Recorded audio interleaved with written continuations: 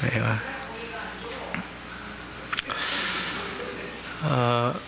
저희가 계속해서 경건에 이르기를 힘쓰라 이 시리즈를 하고 있습니다. 이제 시리즈가 거의 마무리돼 가는데요. 오늘 이제 6주차가 됐기 때문에 아마 좀 기본적인 그 요소들은 어느 정도 다 정리가 되셨을 거라고 봅니다. 한 번만 좀 반복을 좀 해보고 복습을 해보면 좋겠는데요. 첫 번째 시간에 저희가 경건이란 무엇인가에서부터 시작했습니다. 경건은 우리가 교회를 일주일에 몇 번 나오느냐, 기도를 몇 시간 하느냐 이런 것으로 이루어지는 것이 아니라 경건이란 우리의 마음에 하나님을 향한 세 가지 태도로 구성된다는 것을 배웠습니다. 이제 다 아시죠? 세 가지 태도 무엇으로 있습니까? 하나님을 향한 경외, 하나님을 향한 맞습니다. 이 세 가지를 통해서 우리가 하나님을 정말 경건한 삶을 살고 있는지가 드러난다 그랬죠. 두 번째 시간에는 이러한 경건한 삶을 실제의 삶 가운데 나타나기 위해서 말씀을 정기적으로 시간과 장소를 정해놓고 말씀을 읽어가며 그 말씀을 묵상하고 하나님께서 주신 말씀을 붙들고 기도하는 삶이 필요하다라는 것을 우리 가운데 배웠습니다. 3주차 때는 저희가 이런 경건한 삶을 살아가기 위해서 반드시 다뤄야 할 죄의 문제에서 말해서 우리가 죄 죽이기에 대해서 배웠습니다. 기억나십니까? 죄를 파악하고 죄를 추적하고 죄를 죽이는 단계, mortification of sin, 죄를 죽이기에 대해서 저희가 배웠고요. 네 번째는 경건한 삶에 있어서 가장 큰 그러나 은밀한 적이었던 불만족에 대해서 배웠습니다. 불만족이라는 것은 바로 지옥에 이르는 죄며 우리 안에 있는 불만족은 하나님을 향한 불신의 표현이고 우리의 영혼의 교만함이며 불만족은 하나님을 향한 영혼의 반항이라는 것에 대해서 배웠습니다.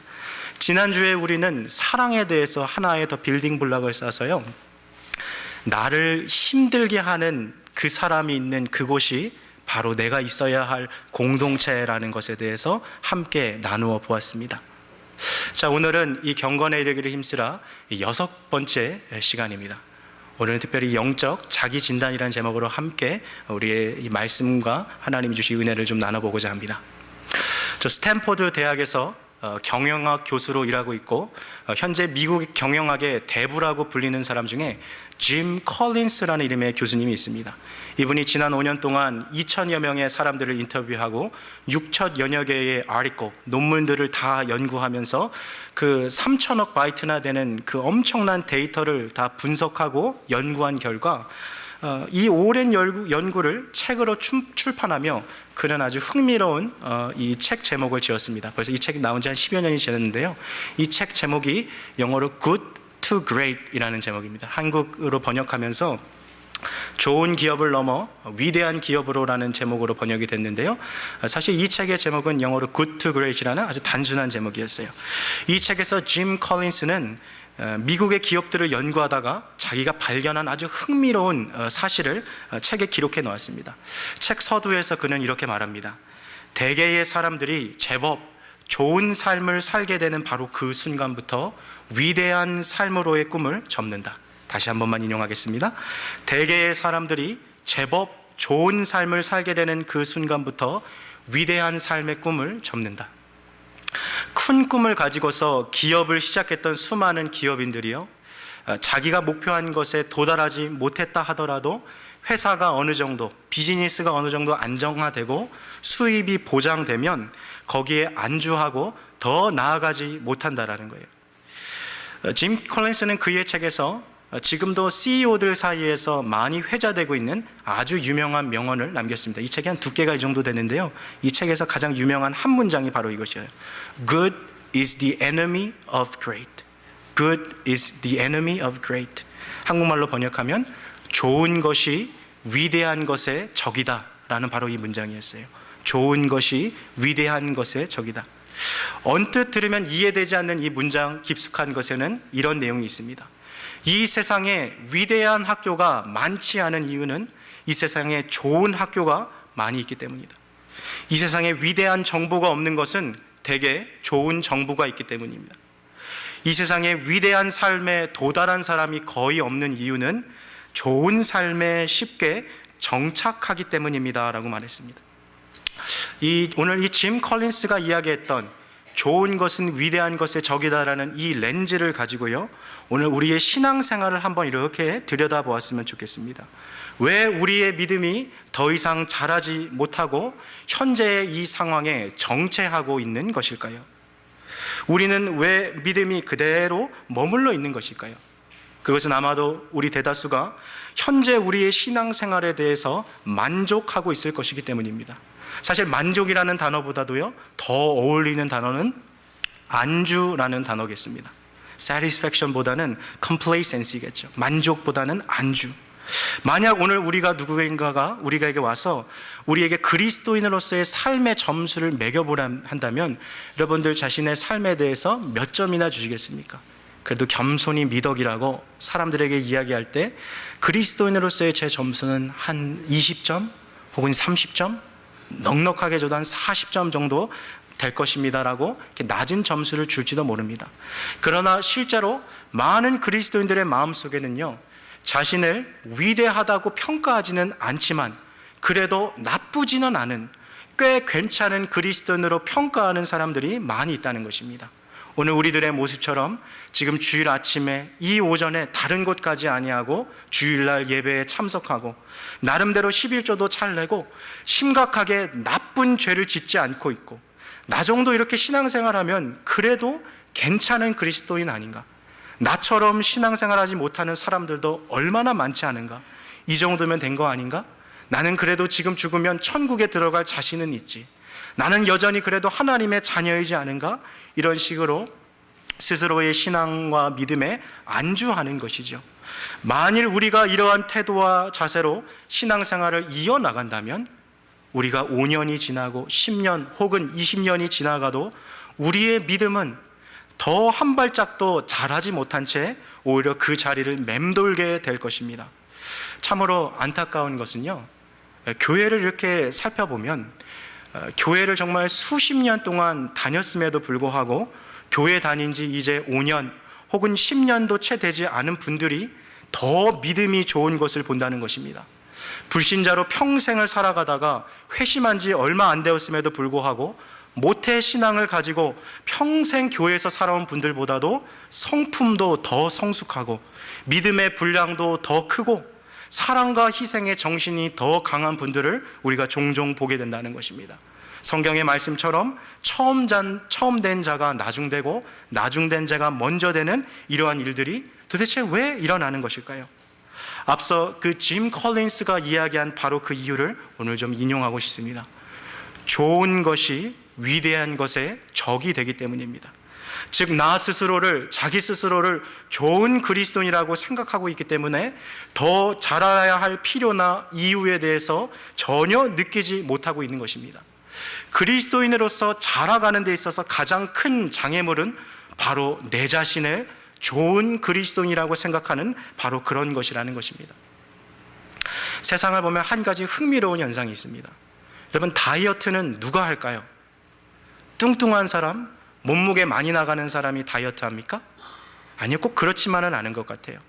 우리가 볼 때는 다이어트 할 필요가 없는 사람, 날씬한 사람도 다이어트 합니다. 그런데 반대로 저 사람은 누가 봐도 다이어트 해야 하는데 본인은 다이어트의 필요를 느끼지 못하는 사람도 있다는 것입니다. 남들이 볼 때는 다 날씬한 것 같은데도 식사를 관리하고 운동을 하는 사람들이 있다는 것. 반대로 남들이 볼 때는 정말 다이어트 해야 하는데도 그냥 꾸준히 그렇게 살아가는 사람들이 있다는 것은 영적인 성장에도 마찬가지입니다. 현재 자신의 신앙생활에 만족을 느끼고 있는 사람은 그 자리에 안주할 수밖에 없는 것이죠. 나 정도면 괜찮은 거 아닌가? 이 정도 하면 그래도 신앙생활 괜찮게 하고 있는 거 아닌가? 스스로의 믿음 생활에 대해서 거룩한 불만족을 가지고 있는 사람만이 더 풍성한 신앙생활을 위한 성장과 성숙의 단계에 나아갈 수 있게 되는 것이죠. 자, 그렇다면 여기서 이제 우리는 무엇부터 나아가야 할까요? 영적으로 더 성장하고 싶고 성숙하고 싶은 그런 갈망함이 우리 안에 있다면 도대체 어디서부터 시작하면 좋을 거예요? 저는 오늘 그것에 대한 해답을 영적 자기 진단이라는 것으로 내려보고 싶습니다. 오늘 그것을 말씀을 통해서 함께 좀 볼 텐데요. 오늘 우리가 함께 찾아 읽은 본문 고린도후서 13장 5절 말씀을 같이 한 번 더 봉독하시겠습니다. 함께 보시겠습니다. 시작. 너희가 믿음에 있는가 너희 자신을 시험하고 너희 자신을 확증하라. 예수 그리스도께서 너희 안에 계신 줄을 너희가 스스로 알지 못하느냐? 그렇지 않으면 너희가 버리운 자니라. 아멘. 오늘 이 본문은 두렵고도 떨리는 말씀입니다. 그러나 이 말씀에 있어서 하나님은 우리에게 지금도 또 다른 기회를 주시고 있음을 우리는 깨달아야 할 것입니다. 너희가 믿음에 있는가 너희 자신을 무엇하고요? 무엇하고요? 시험하고 너희 자신을 또 무엇합니까? 확증하라 합니다. 자, 시험하라라고 하는 이 말은요, 단 한 번 이렇게 시험 보고 끝나는 것이 아닙니다. 날마다, 때마다, 시마다, 무시로 계속적으로 반복해서 끊임없이 자기 안에 있는 믿음을 살펴보라는 것입니다. 내가 교회는 이렇게 오래 다녔고, 내가 내 부모로부터 물려받은 신앙으로 모태신앙에서 교회에 자라왔는데, 과연 내 안에 정말 예수 그리스도를 믿는 그 믿음이 살아있는가? 그리스도와 나는 무슨 관계를 맺고 지금 나는 생활하고 있는가? 신앙생활하기 위해서 교회에 오고 헌금을 내고 내 자녀들도 심지어 교회에 이렇게 교육을 시키고 있지만 이 영적 생활 가운데서 내 영혼의 상태는 어디에 있는가? 이것을 봐야 한다는 것입니다.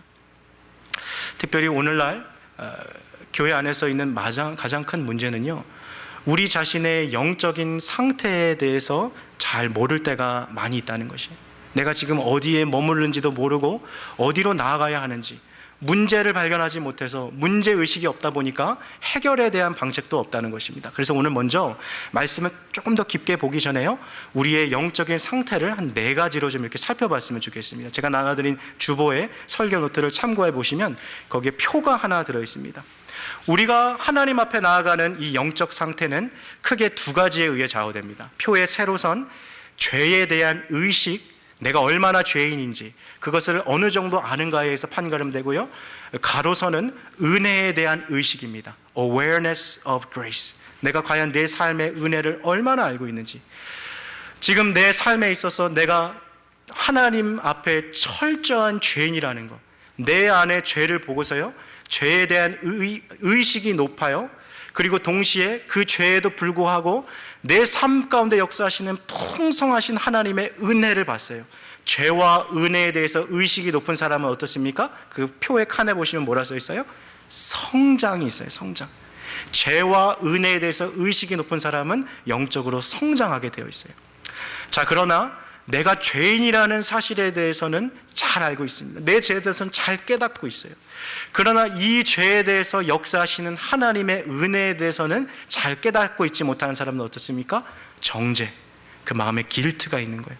이 죄를 가지고 어떻게 해야지 해결하지 못하고 있는 것입니다. 자, 그런데 오늘 더 말하고 싶은 것은 3번째 부류와 4번째 부류입니다. 죄에 대해서 잘 인식하지 못하고 있어요. 죄라는 것을 알고 있지만 내 안에 있는 죄를 그렇게 깨닫지 못했다는 거예요. 그러나 교회 생활을 오래 해서 은혜의 역할에 대해서는 잘 알고 있어요. 죄에 대해서는 낮은 의식을 갖고 있지만 은혜, grace에 대해서는 high awareness를 갖고 있는 사람들, 그 사람의 특징은 무엇입니까? carelessness, 부주의, 다른 말로 하면 무관심이라는 거예요. 신앙생활을 하기는 하는데 이것이 나에게 어떠한 의미가 있는지, 오늘 내가 여기에 와서 예배드리고 하나님께서 내게 주신 그 은혜가 내 삶에 어떠한 역할을 하고 있는지, 어떠한 감동도 받지 못한 채 쳇바퀴 돌아가듯이 신앙생활하고 있는 것, 상당히 많은 그리스도인들이 바로 이 영역에 속해 있어요. 신앙생활에도 기쁨이 없고 즐거움이 없고 그냥 반복적으로 교회 생활하는 것. 자, 마지막 4번째 부류가 뭡니까? 죄에 대해서도 잘 인식하지 못하고 있어요. 은혜에 대해서도 잘 의식하지 못하고 있어요. 여러분, 신앙생활 평생 하신 분들이 있죠. 우리가 볼 때 교회 생활 정말 10년, 20년, 수십 년 하신 분들이 있죠. 때로는 권사의 직분, 장로의 직분까지 받고 올라갔는데 참 안타깝게도 여전히 그 안에 자라가야 할 많은 미성숙한 모습을 갖고 계신 분들이 있다는 것은 참 안타까운 것입니다. 그러나 왜 그런 현상이 일어납니까? 바로 죄와 은혜에 대한 삶의 의식이 높지 않기 때문입니다. 내 스스로의 내 안에 있는 죄를 발견하고 그 안에서 역사하시는 하나님의 놀라운 은혜를 발견하고 발견할수록 영적인 정체에서 영적인 성장으로 옮겨가게 되는 것입니다. 자, 오늘 이 네 가지 영역, 성장과 정제와 부주의와 정체, 이 네 가지 가운데서 우리는 어디 부분에 있습니까? 영적으로 성장하고 계십니까? 아니면 내 죄에 대해서 정죄함을 갖고 살아가고 계십니까? 아니면 내 영혼에 대해서 그냥 부주의하게 내려놓고 무관심으로 그냥 쳇바퀴 돌듯 신앙생활하고 계십니까? 아니면 과연 이것이 도대체 나에게 무슨 의미인지도 모른 채 신앙생활이 아닌 종교생활로 그냥 영적 정체를 갖고 생활하고 계십니까? 자, 어떠한 문제에 있든지요, 우리는 다 영적 성장으로 나아가야 할 거예요.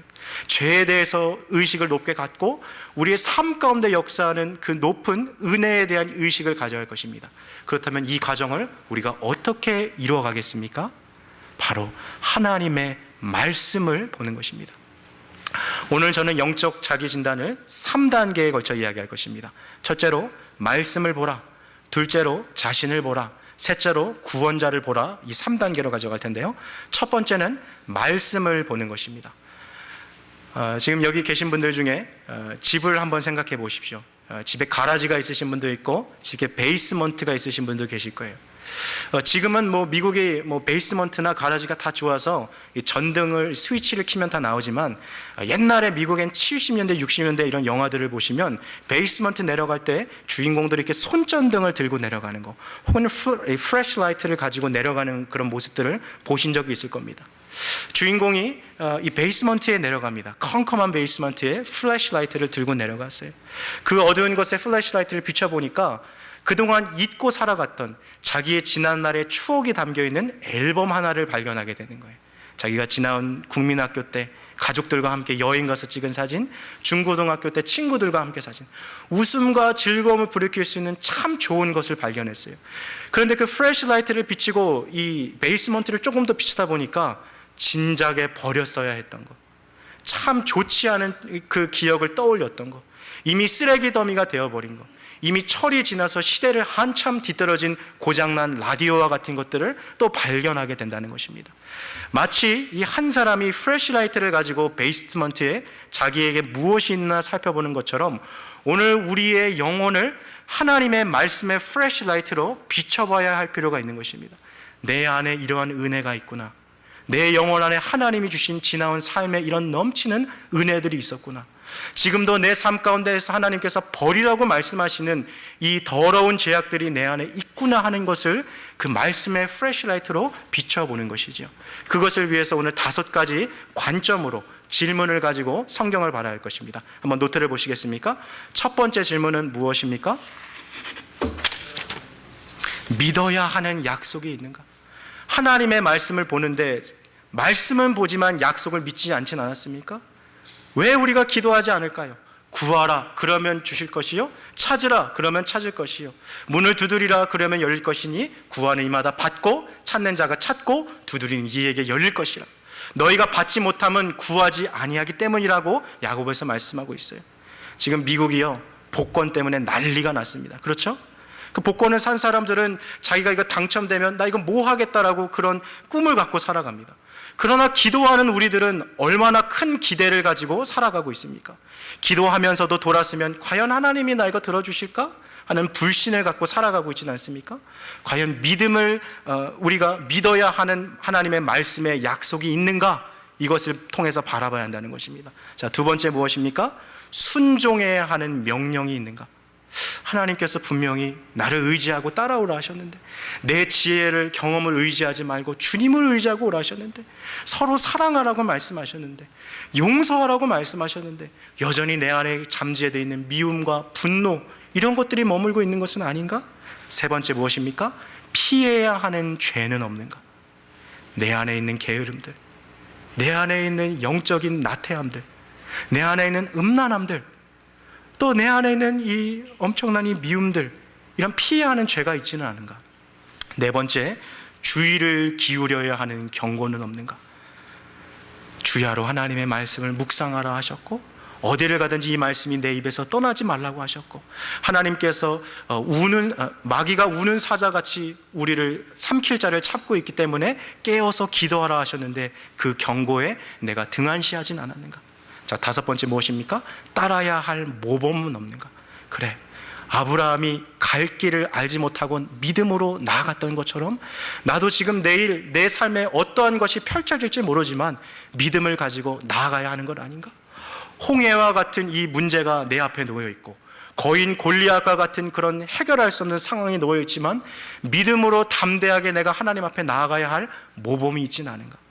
자, 이런 말씀으로요, 다섯 가지 질문들을 통해서, 이런 렌즈를 통해서 우리의 삶을 비추어 보는 것입니다.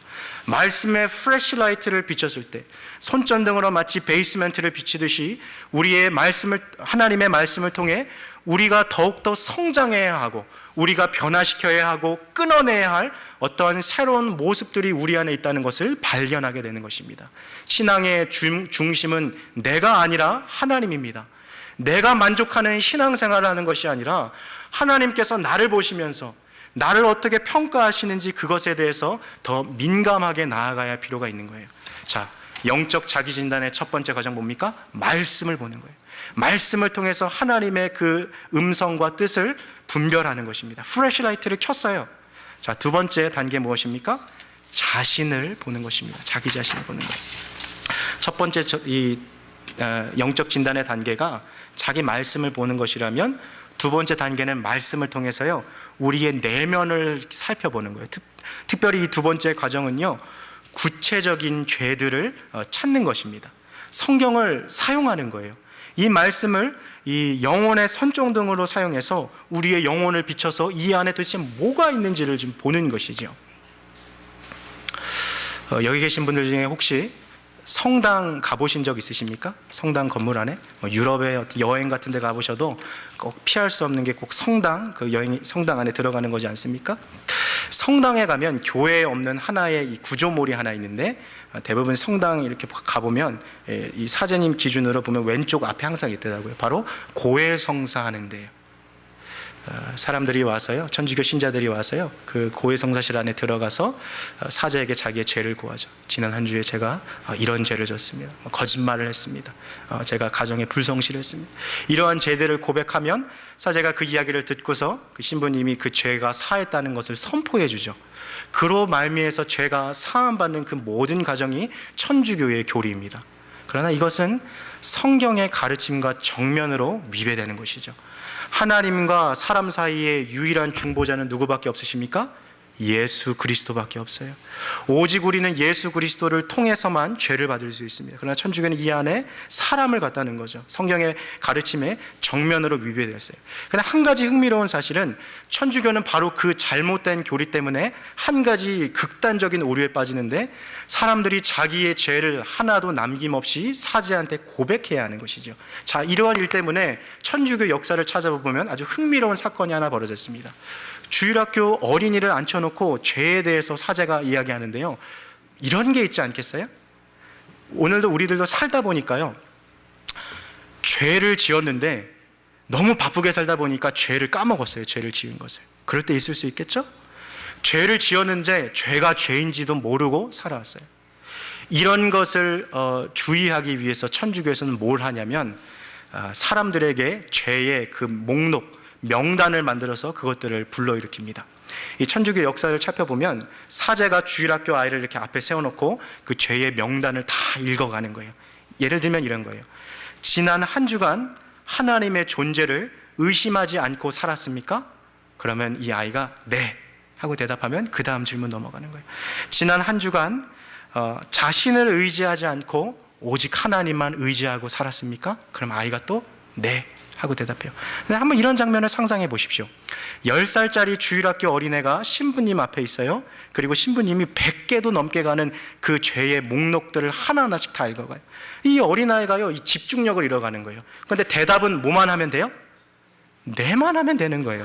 그래서 그냥 아무 생각 없이 질문 듣고 끝나면 네, 네 하고 있다 보니까 이제 신부님들이 이 아이들의 이 지금 막 넘어가는 걸 발견하는 거죠. 졸면서.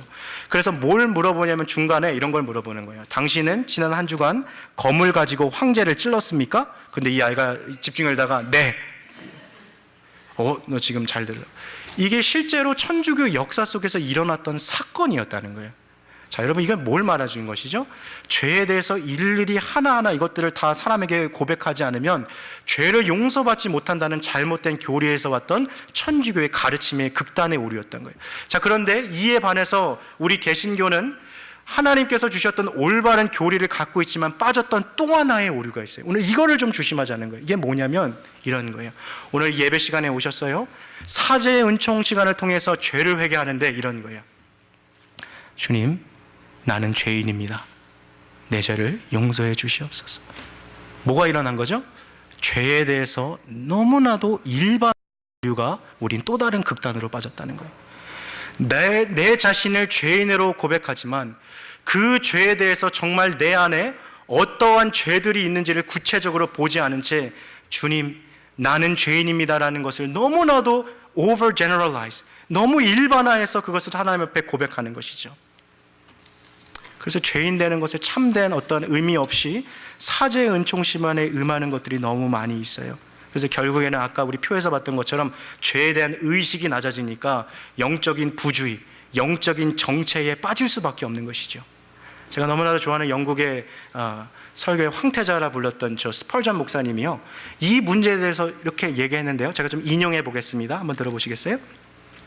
제가 드리는 조언은 이것입니다. 여러분의 죄들을 하나하나 자세히 다루십시오. 나는 죄인입니다 하고 말하지 마십시오. 그것은 아무런 의미도 없습니다. 모든 사람들이 그렇게 말합니다. 그 대신 이렇게 말하십시오. 나는 거짓말쟁이인가? 나는 도둑인가? 나는 술고래인가? 나는 음란하고 상스러운 생각들을 하고 있진 않은가? 나는 지난 한 주 더러운 행동을 저지르지는 않았는가? 나의 영혼은 하나님을 향해 자주 반항하고 있지는 않은가? 아무 이유도 없이 가족들과 지인들에게 자주 화를 내고 있지는 않은가? 내 안에 탐욕스러운 마음은 없는가? 천국보다 이 세상을 더 사랑하지는 않은가? 기도를 등한시하고 있지는 않은가? 이러한 질문들을 스스로에게 물어보는 것은 나는 죄인입니다 하고 일반화해서 말하는 것보다 더욱더 우리 자신을 죄인이란 유죄 판결을 쉽게 내리게 될 것입니다. 이게 지금 찰스 스펄전 목사님의 인용이었어요. 여러분, 때로는 우리가 죄를요 너무 지나치게 일반화해서 생각할 때가 많아요. 하나님, 나는 죄인입니다 라고 고백하는 그 고백을 마치 그리스도인의 멤버십을 얻기 위한 하나의 어떤 차원으로, 이것을 인정하지 않으면 하나님의 은혜가 없기 때문에 마치 군장이 자기의 가슴에 달고 있는 훈장처럼 죄인 되는 것을 하나님 앞에 떳떳하게 나갈 때가 많이 있다는 것입니다. 그러나 성경을 한번 살펴보십시오. 자신의 죄인됨에 대해서 철저하게 깨달은 사람들, high awareness of sin, 내 자신이 죄인 된 것에 대해서 철저하게 깨달은 사람들의 반응은 무엇입니까? 이사야서 6장 기억나십니까? 이사야가 하나님을 만났을 때 그가 땅에 엎드려서 울부짖으며 말하죠. 화로다 나여 망하게 되었도다. 내 입술이 이 더러운 사람이, 내가 입술이 더러운 사람들 사이에 살고 있는데 내 눈이 만군의 여호와를 배웠으니 나는 망하게 되었구나. 누가복음 5장에 자기의 배를 찾아오신 예수님 앞에 베드로가 그 발 앞에 엎드려서 선생님이여 주여 나를 떠나소서 나는 죄인이로소이다. 요한계시록에 나타나는 요한이 자기 옆에 흰 옷을 입고 나타나신 주님 앞에 그 발 앞에 무릎 꿇고서 죽은 자처럼 되었다는 것. 죄인에 대한 것을, 자기에 있는 것을 철저히 깨닫게 되었을 때 하나님의 은혜가 내게 어떠한 영향이 있는지를 보게 되는 것입니다. 우리는 죄에 대한 더 높은 의식을 가질 필요가 있어요. 이것을 위해서 앞서 말씀에서 봤던 그 영적인 플래시라이트로 비추었던 것을 우리의 마음을 비춰보는 거예요. 우리 안에 있는 죄를 구체적으로 볼 필요가 있어야 하는 거예요. 그러나 이것은요, 단순히 사색의 과정을 통해서 이 지나온 죄들을 떠올리라는 것이 아니에요. 죄를 깨닫게 해주시는 하나님의 말씀을 통해서 우리 안에 존재하고 있는 죄들을 하나 둘씩 발견해 나가서 그것을 찾아 제거하라는 것입니다. 그러나 너무나도 많은 그리스도인들이요, 백사장에서 놀고 있던 어린아이가 그 모래를 가지고 자기의 손을 덮어가듯이 자기의 죄를 그냥 덮고 지나치는 경우들이 너무나도 많아요. 왜 이런 일들이 벌어질까요? 죄에 대해서 두 가지 반응 때문에 그런 것 같아요. 첫째는요, 아직까지는 이 죄가 너무 좋아요. 지금 이대로 살아가는 게 너무 좋아요. 교회 나와서 신앙생활 하는데요, 그냥 이 정도가 딱 좋아요. 부담도 없고 내가 짐스러운 것도 없고 그냥 주일날 나와서 예배드리고 헌금하고 이렇게 또 살아가면 그냥 행복합니다. 그래서 더욱더 성장해야 할 필요도 없고요, 하나님의 말씀에 대한 어떤 갈망함도 없고요, 그냥 이렇게 살다 죽으면 천국 갈 것 같은 그런 확신이 있어서 더 나아갈 필요도 없는 거예요. 죄와 싸워야 할 필요와 이유도 없기 때문에 영적인 부조의와 무관심과 정체 안에 그대로 머물러 살아가는 거예요. 만약에 이런 이유 때문에 백사장의 모래로 손을 덮듯이 죄를 덮고 있다면 빨리 돌아오십시오. 주님께서 우리에게 원하시는 삶의 모습이 아니라는 것입니다. 자, 근데 두 번째 부류의 사람들이 있어요. 죄에 대해서 의식은 하고 있는데 이 죄를 하나님 앞에 가지고 가자니 너무 부끄러운 거예요. 야, 내가 지은 죄를 내가 아는데 내가 더 이상 안 짓겠다라고 그렇게 수십 번 수백 번 다짐했지만 또 넘어진 그 죄인데 나같이 이런 구제불능의 사람의 죄라도 주님이 용서하여 주실까 하는 그런 의심 때문에 하나님 앞에 나아가지 못하는, 그 죄를 그냥 덮고 살아가는 그리스도인들도 많이 있다는 거예요. 그러나 혹시라도 이러한 이유 때문에 죄를 하나님 앞에 가져오기를 두려워하고 계신 분들이 있다면 이러한 이야기를 드리고 싶어요. 우리가 인생에서요, 죄라는 그것을 모래사장의 어린아이가 이 마치 두꺼비집 쌓듯이 죄라는 그 언덕, 둔덕 혹은 산을 쌓는다고, 높게 쌓는다 할지라도요, 우리 하나님은 우리 옆에서요 은혜의 산맥을 쌓고 계세요. 아무리 죄가 크다 하더라도 그 죄를 용서하지 못할 은혜는 없다는 것입니다. 죄를 가지고 주님 앞에 나오면 반드시 하나님께서 우리의 죄를 용서해 주세요. 여러분, 자기 집의 가라지나 베이스먼트 혹은 내가 지금 잠자고 있는 이 룸 안에 뭐가 들어있는지 집 주인이라면 그래도 알아야 되지 않겠습니까? 마찬가지로 영혼의 주인으로서, 내 영혼의 주인으로서 내 안에 무엇이 있는지, 하나님께서 내게 주신 은혜가 무엇인지, 내 안에 자리 잡고 있는 이 죄가 무엇인지를 깨달아야 할 것입니다. 자, 두 번째 단계까지 왔어요. 첫 번째, 말씀을 통해서요, 영혼의 플래시라이트를 통해 하나님의 말씀을 분별합니다. 두 번째 단계, 자신을 보는 거예요. 그 말씀을 통해서 내 안에 있는 죄들을, 은혜들을 발견합니다. 자, 세 번째 단계는 뭡니까? 구원자를 바라보는 거예요. 영적 자기 진단은요, 죄에 의해서 압도되는 것이 그 목적이 아니에요. 자기 정죄가 목적이 아니에요. 말씀을 통해서 죄를 깨닫고 그 죄가 내 안에 있다는 것을 그냥 알고 멈춰서는 안 되는 것입니다. 자기 진단의 진정한 목적은 거룩함에서 자라가는 거예요.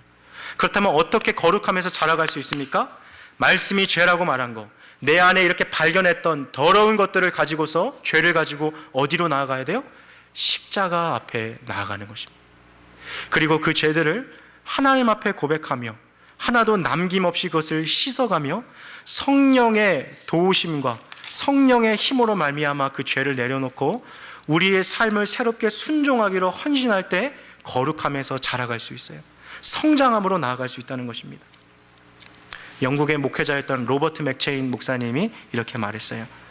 사람은 두 가지에 대해서 자라가야 합니다. 첫 번째로 여러분의 마음에 대해서 알아가십시오. 여러분이 스스로에 대해서 다 알았다고 생각할 때에도 사실 여러분은 깊이를 헤아릴 수 없는 크고 깊은 웅덩이에서 단지 몇 야드만 보고 있음을 기억하십시오. 그 어느 것보다도 비뚤어진 것은 사람의 마음입니다. 사람의 마음은 심히 악하기 때문에 그 누구도 그 속을 알 수 없습니다. 둘째로 예수 그리스도에 대해서 알아가십시오. 여러분 자신을 한 번 쳐다볼 때마다 예수 그리스도를 10번씩 쳐다보십시오. 모든 것을 보시는 주님의 눈이 사랑으로 우리 위에 머물러 계심을 느끼십시오. 주님의 전능하신 팔 안에서 안식하십시오. 저는 이 로버트 맥체인 목사님의요, 문장 중 하나를 다시 한번 인용해 보고 싶어요. 우리 자신을 한 번 쳐다볼 때마다 예수 그리스도를 10번씩 쳐다보시기 바랍니다. 내 안에는 죄밖에 없어요. 우리 안에는 어떠한 소망도 없습니다. 이 죄를 고칠 어떠한 능력도 해결할 방법도 없습니다. 그러나 예수 그리스도 안에요, 죄사함이 있습니다. 예수님 안에 소망이 있습니다. 예수님 안에 죄를 용서해 주시는 참 능력이 있는 것입니다. 오늘 말씀을 좀 맺겠습니다. 영적 자기 진단은 3단계로 이루어집니다. 첫 번째, 말씀을 보십시오. 자기 자신을 보십시오. 구원자를 바라보십시오. 말씀을 통해서 하나님이 나에게 오늘 주시는 음성을 들으십시오. 자기 자신을 봄으로 통해서 내 안에 있는 죄들을 구체적으로 발견하십시오.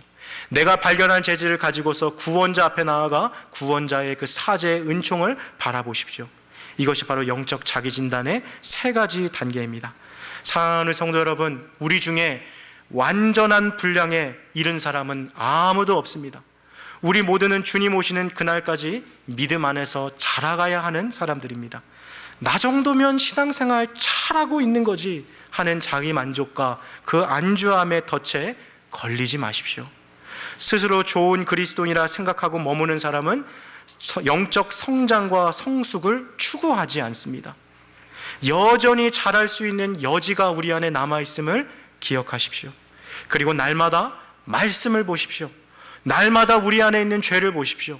날마다 예수 그리스도를 바라봄으로 죄를 이기고 승리하십시오. 그리할 때 우리는 주님 원하시는 그 영적 성장과 성숙을 이루어가게 될 것입니다. 이 시간 함께 같이 기도하시겠습니다.